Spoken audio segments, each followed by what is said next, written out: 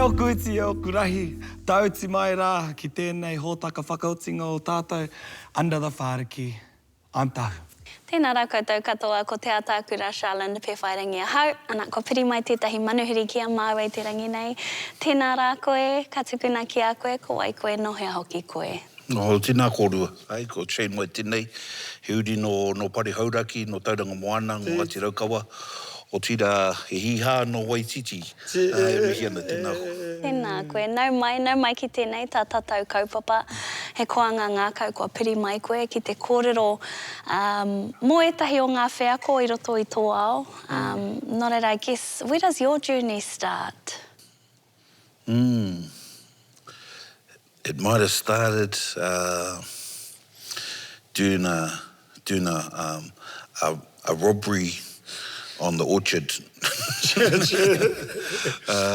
Where all my brothers and sisters were my co-offenders. And my mum was the getaway driver in a 1953 Humber 80 that he had the bush start. And she drove us down the orchards and we grabbed some apples. And I think that my life of crime started like that, stealing fruit. Stealing fruit, we took it up a level and then we robbed the neighbour's fruit truck. And we got some bananas and watermelons, but we got caught because we left all the watermelon seeds behind the seat one day. So yeah, I suppose when you're brought up in poor, food is a big thing. 9 brothers and sisters in a 3-bedroom state house with an uncle and auntie and their 3 kids living in the garage. Another uncle and auntie and their 2 kids living in the sitting room. That was normal for us. And you know, when you steal food and you eat it and it feels good and you feel full, it doesn't feel bad. Feels justified, Yeah, but you know, gateway drug, stealing apples. Gateway drug, the next real step up for me was a car. To have a car meant you were rich. How tō pakeke? Where was that step up? Oh no, 10, 11, 12, 13. Around there, that's when we started with motorbikes. Never something, none of these things you could ever buy. You know, so a bunch of 9 of us had a 1 stolen bike that we used to all share. And then, you know, you get a few more and you start stealing cars. And in those days in Rānui, there wasn't such a thing as a bus or a train, and you had no money to catch them anyway, so just having a car gave you freedom, gave you the ability to escape. You know, even now, I still stay in Rānui, still considered the hood. The chopper's up twice a night. You know, it's a chase every night. It's not a place of a lot of resources and a lot of money. So that you know, I bought into the Westie car culture. And I accepted the idea of have a car and then get caught and go to jail. That's called an occupational hazard. And then when you get out, you get another car. And then, you know, and you have these moments. When you're out of jail, you had a car, other people's cars, and then you'd go to jail and you'd meet other car thieves and create new networks of friends. The youth jails and that, the Waikeria and the Borstals and the corrective trainings, they were a little bit different because then they were run by the army, by ex-army staff. They were generally Māori. You didn't muck them around. They'd pick you up. Sort you out. So, you know, any hidings you got were from the staff. Not from, you know, you have little scraps amongst yourself as boys do, but really it was the staff you had to watch out for. Because they ruled. And they'd make you, and they ran like the army. I always think I most probably would have stayed. You know, I was quite happy in their world in some ways because, you know, I'd have these things that my family couldn't access. And, you know, my dad was a hard-working man. He painted. And he took me painting with him, and we painted many things. And it sounds ridiculous now, but we could paint the outside of a house completely for like $300. and being clever and super fast because 10 other people have already got the contract and taken a slice and passed it down to you, and that's all that's left. So Dad worked hard, drank hard, and felt quite unsatisfied with his life. It was always week to week living. So, I worked with him for a year or two and thought, this is really hard, dawn till dusk. Dark, man. So that encouraged me down. I suppose, when I think back now, there was paint, dole, or steel cars.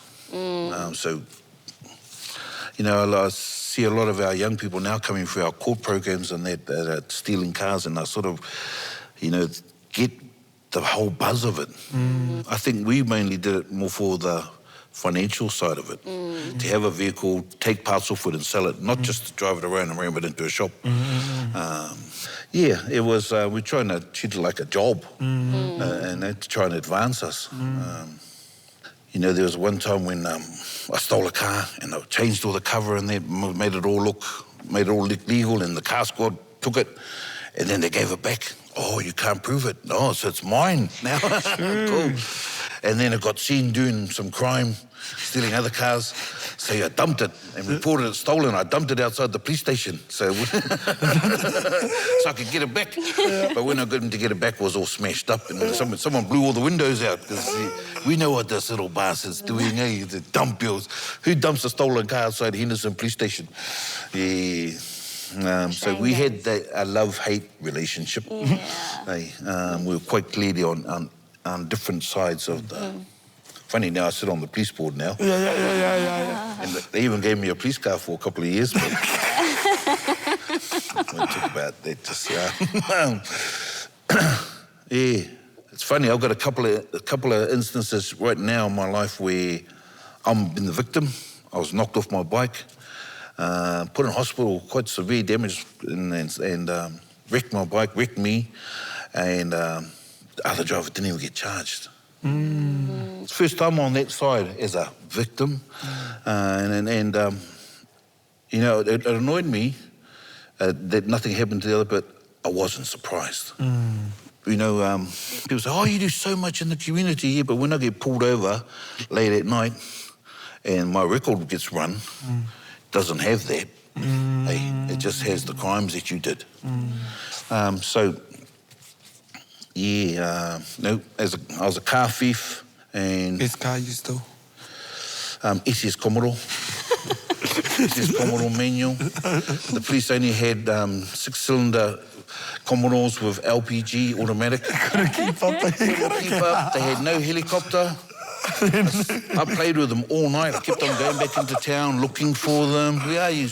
Come on, let's go again. And we just had this, same thing. When they finally got me in their car, I got the hoodoo of hiding. Because how dare you? When I was just a little cheeky Māori boy having a game. This is Gran Turismo, real life. I suppose when you commit yourself, when you're in that world, it's never an option. Going to the police. I got out of jail again, another stolen car. Had a new stolen car now, and then I found out from my family, who were all in that world too. And my sisters ended up having children, getting married to gang members, and they're just in their world. And we were in the midst of many different gangs, wheeling and dealing stolen cars. And then I remember one morning was something bad happened to your sister. Something really bad happened to your sister.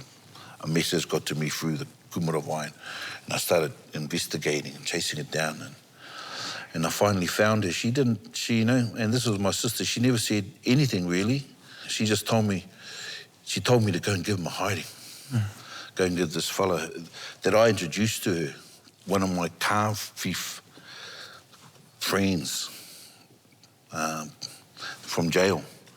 I introduced them together. They became a couple, and then she she gets gang raped at some pad. And when I went in to see her, she was a mess. And she wanted me to go around and beat him up, which is something my sister's never ever said to me ever.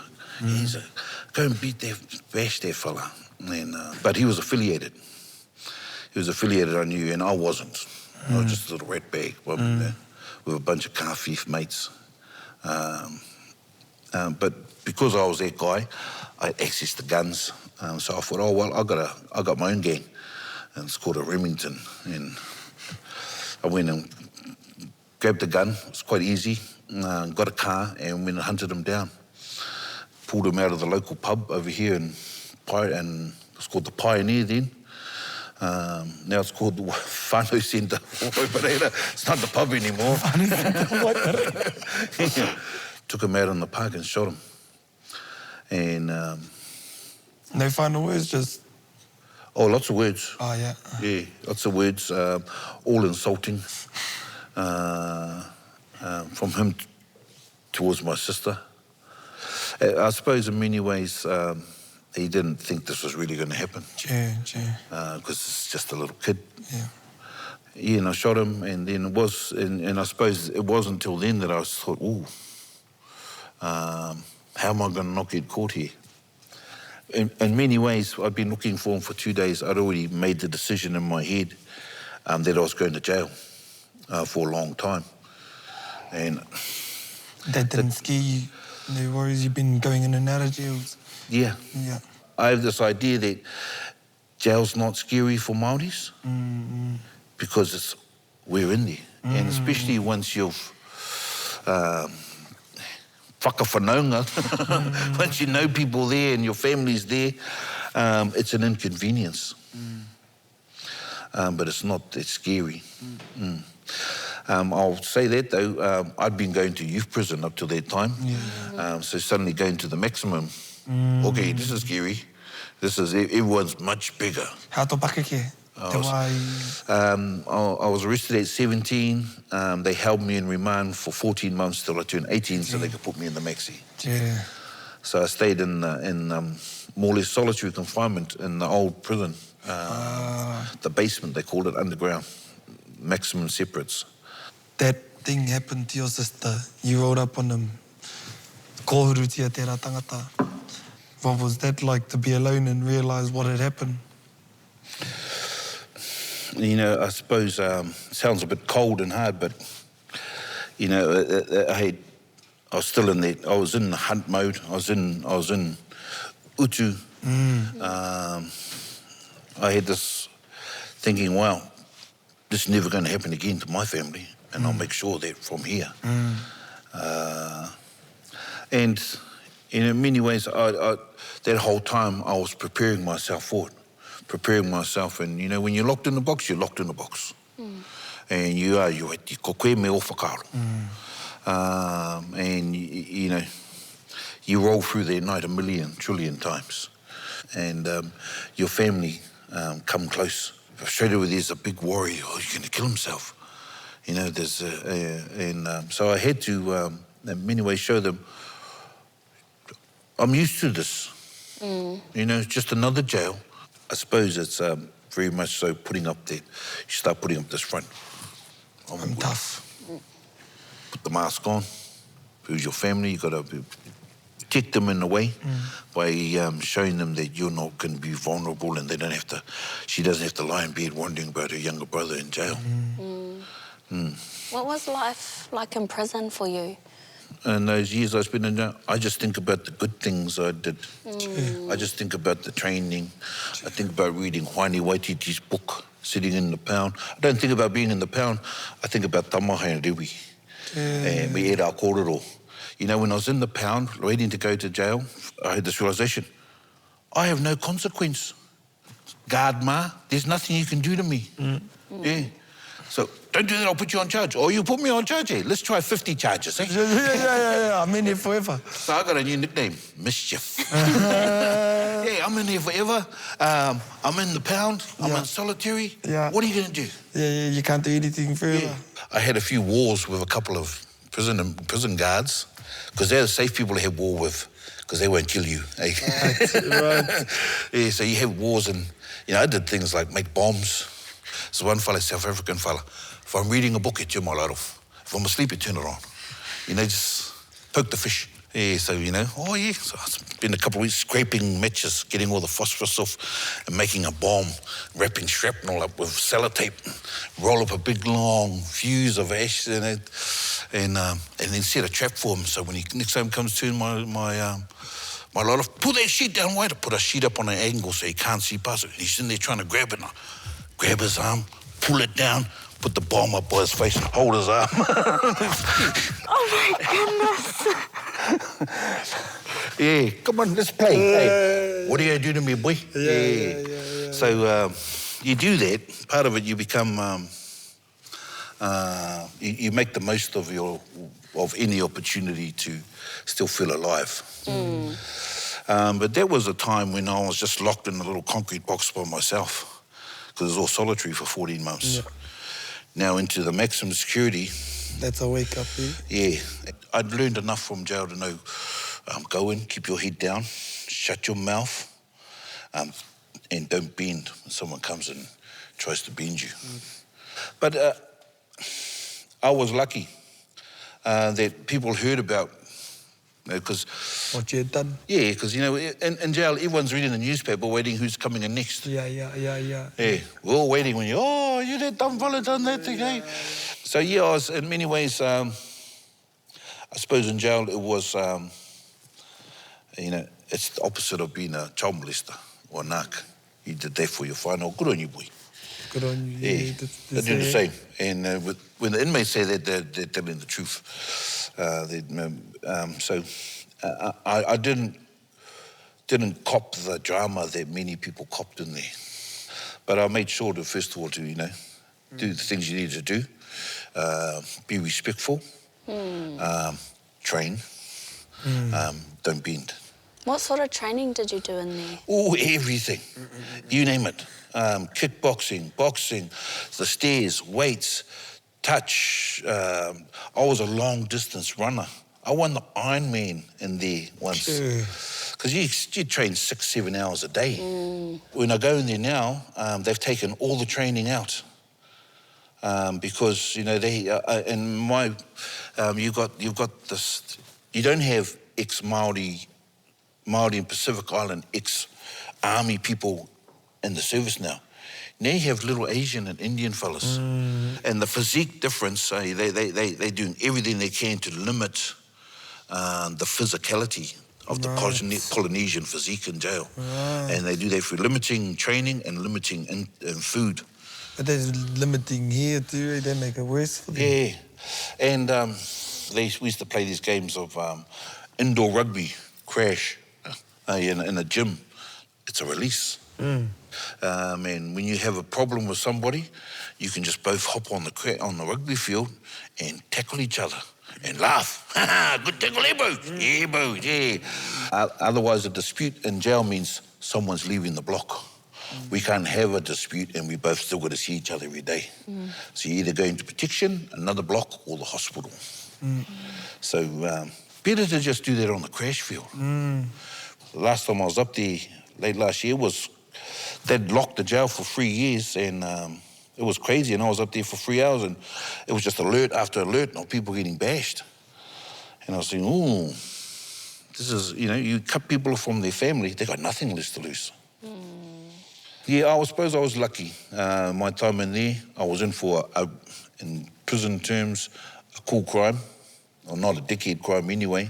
I don't think it's even in prison terms, because I mea mai tērā, I te timatanga, you talked about that utu, and we spoke about utu not being, utu mo te Māori, it's been taken out of this society today, true utu.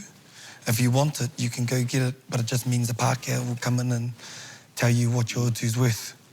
Now, sitting with it, do you feel all right with what's happened, that utu you took?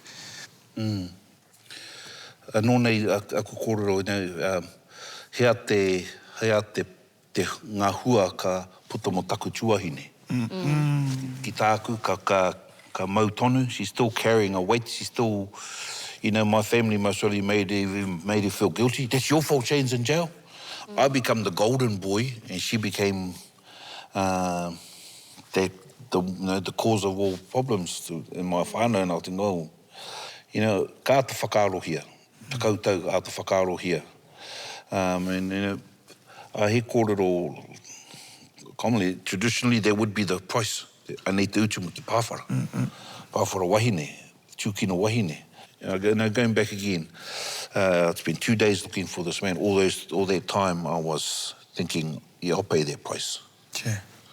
I'll pay their price. It's going to cost me in the Pākehā, but... And that changes many ways. I mean, so many people that had all this angst about the things they did. I shouldn't be here. I said, oh, yeah, I should be here. I should be here. Yeah, I was never rangirua about I shouldn't be here. And, you know, and I was just thankful I'm in here and no one's killed me in here. Yeah.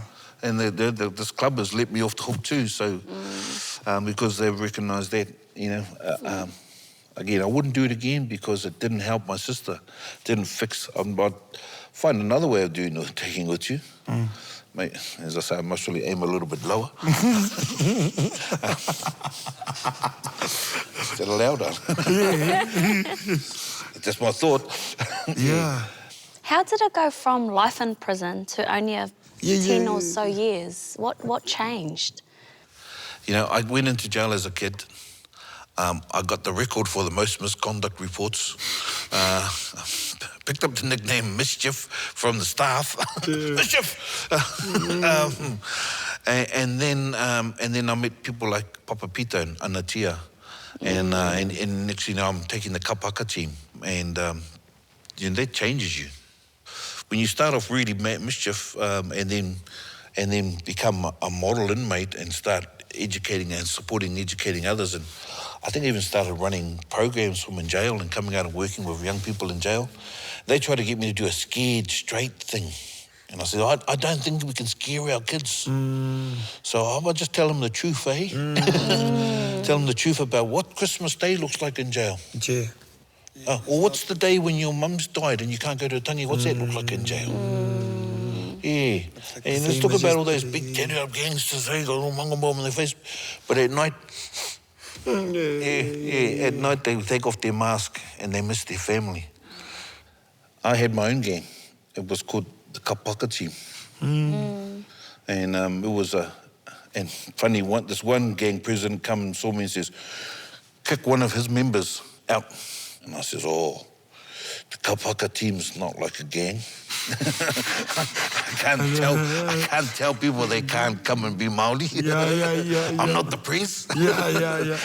But, you know, again, I was lucky that I had something to actually grow me in there. And that was, start off with just waiata. Just waiata, an old lady, Anatia, who was at Honi Waititi Marae, coming up and teaching us waiata and pulling our ear and saying, no, you should get up there and just introducing you to something else that was never in Rānui. In Rānui, there was just poor and beer and hard work and cops harassing you. So, you know, that became a big focus for me. And in many ways, you got no distractions in there.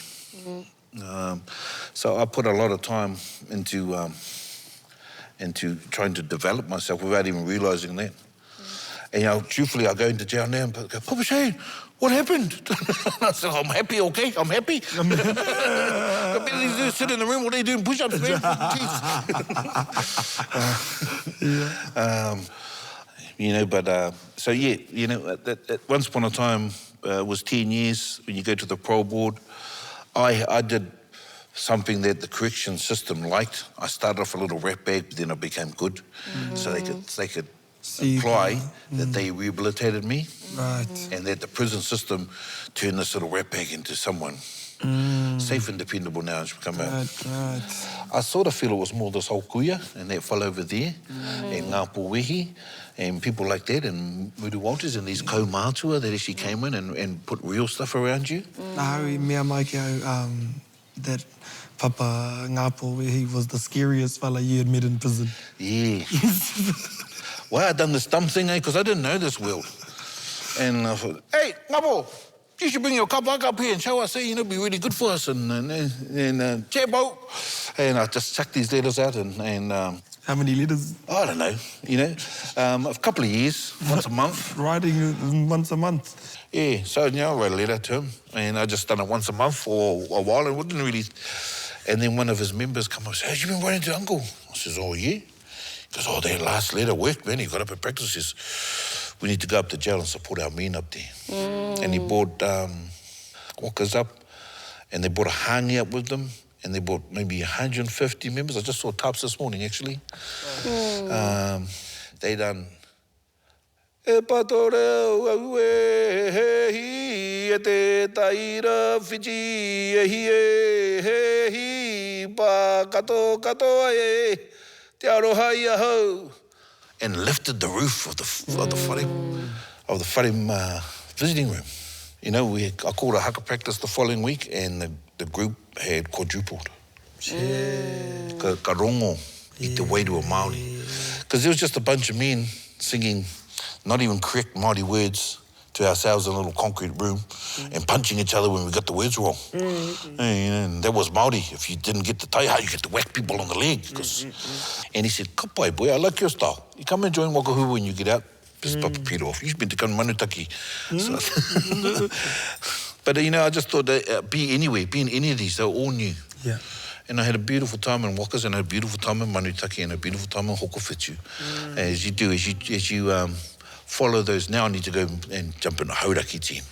Be with my Whāriki people. Hoki mai. Yeah, the kachiko. Not everyone has a beautiful experience after prison life. How was that like for you, coming out of prison and going back into society? Yeah. So my release day, quite a big thing. You sort of, for years and years, I didn't look at calendars and that. I just wanted to. Release day, suddenly got a date. Oh, it's in a couple of weeks, a couple of months. Oh, let's you out on a little weekend furlough, first of all, just to get wet your feet. And a release day's coming, and my sister came up to pick me up, but actually so did my girlfriend, and so did my other sister, and so did my auntie. And so hang on, there's 4 cars here. Where's Sandra? Sandra crashed her car into a power pole, and now her and all the kids in hospital. So their first day out of jail, in the hospital. Hey. It's a reminder, this is the world. Stuff going on. It's not all about you getting out of jail. But into those halfway houses and that, first of all, for a little while. Didn't take long. I think I was in Alan Nixon just up the road from the marae for about 3 months, and then I was the house supervisor there. So I said, "Shane, you go and do whatever you need to do." And I jumped into, I worked for Tainui for a couple of years, because I didn't know Tainui. I didn't know I was Tainui. So I jumped in with my brother-in-law there, and we travelled, and we done the kingitanga huis, and we done those sort of things, and continued to learn my reo, and be involved and then come from there to Hwani Waititi. So actually, and that's what I hear all the time now when I go in the jail. "Papa Shane, ko koe te whakatinana o tēnei kororo, he huarahi Māori ki potatu I tēnei whare here. Ka ki te koe I rungi te pōka whātaka, Whakaata ka mana ie. It's real. There's a pāwha, it's like this. Don't pick up the pee pipe. Don't go back to your same circle of, because they're not... Again, I feel I was lucky. I had a couple of years of with Tainui. I'd done a year of corporate training, so it just reminded me, rich Pākehās are not nice people. And then came back to the marae. And I spent a lot of the time trying to introduce other people to the marae for the same way, but like I say, I can't teach you the reo all day. You got to learn it, bro. So keep coming back. Keep coming back. And so all those, since then we've been building, running houses and kaupapa. Kia putatu I ngā wharehere. They all are based around reconnecting into your whānau and your kids, dealing with the bad habits that are rife in their world, that people use as coping strategies. and end up being passengers in their own body. The system makes it hard for them too. Whakaro e au o ku hoa, ko puta mai te whare here here. That your stats, live with you everywhere you go to, every mahi. They judge you off that when our system's supposed to be you've served your time, so you're back to zero. But it's not. Yeah. When you come out, that's your forever name that you've been to prison. And employers judge you off it, society judges you off it. Yeah, and the prison systems does its best to not let you go. The prison now won't let you do any programs, so when you get to that 5-year parole board, you can't get a date because you haven't done any programs. So you'll do 7 years, and now you go do a parenting program. What did you do for that 7 years while you're waiting to do that parenting program? By the way, my son's 47, might be a bit late. Wow. Hey. Yeah. And, they've built the programming structure now where, okay, you got to go down to Christchurch to do a medium-intensity rehabilitation program with a 23-year-old Scottish psychologist that's translated a tikanga part into psycho-babble. And we'll do 2 hours a week there. So, but you got to fly down there, you've got to take you down there, and you got to not see your family for 2 years so you can do that program. But wait 7 years before you do it, and they've staggered all the programming, all the rehabilitation programming, to hold you in jail longer because the actual stats are dropping. There's been a steady decrease, but they're finding ways. The gang patch stuff is a good one of keeping people in that system. Go back to the start. I've had 2 Māori probation officers in that whole time. And one Māori probation officer says, they don't want you to have Māori probation officers because they think with your position you have too much influence over them. Yeah. So the idea of support is separation. I'm a spectator in many of these things with people I work with in my family where you're non-associated from your own family because of criminal past acts and gang affiliations and put into, in many ways put into boarding houses with a whole lot of people in that same situation. They're still kei te wehe tonu tini me te whānau. Still trying to make us all into little individuals, and this thinking of, now sit there and be good. How the fuck do you do that? How do you be good? How do you just sit around and be good? No, don't be bad. That's really what they say. Sit there and don't be bad. I think it still gets me that Department of Corrections and renamed themselves Te Ara Pautama, the pathway to knowledge. For Māori. Eki. How dare.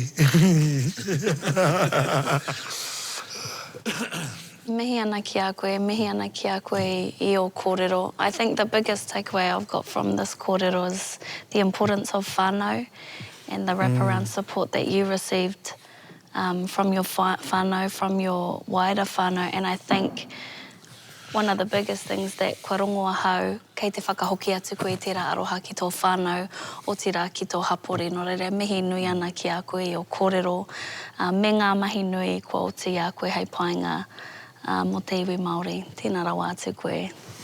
Tēnā koe, papa, I o kōrero. Yeah, that's it. He oranga I te ara Māori. Mō mātou whānau, ko pai here I tērā, ko mau here ki ngā whare here tonu. Hoki mai ki te ara Māori e tātou mā. Thank you for watching this season of Another Whāriki. I think we'll wrap it there. Tēnā koe. Tēnā koutou. Love you all.